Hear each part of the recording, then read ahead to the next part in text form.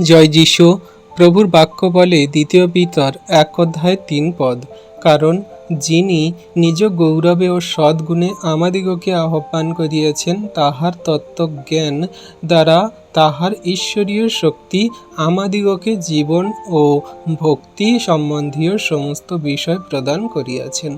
Amen. তাহলে বিশ্বাসী সন্তানরা, আমাদের জীবন ও ভক্তি সম্বন্ধীয় সমস্ত বিষয় কে প্রদান করেছে?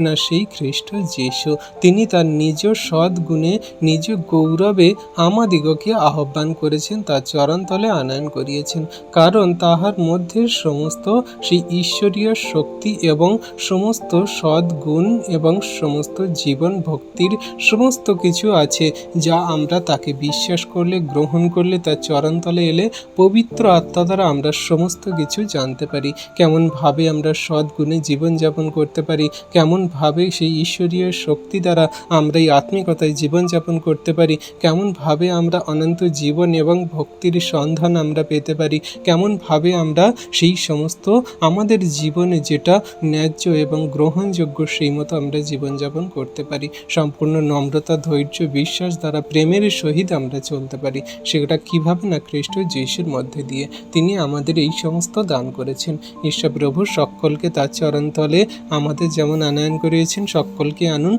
ঈশ্বর প্রভু এই বাক্য দ্বারা সকলকে আশীর্বাদ করুন। আমেন।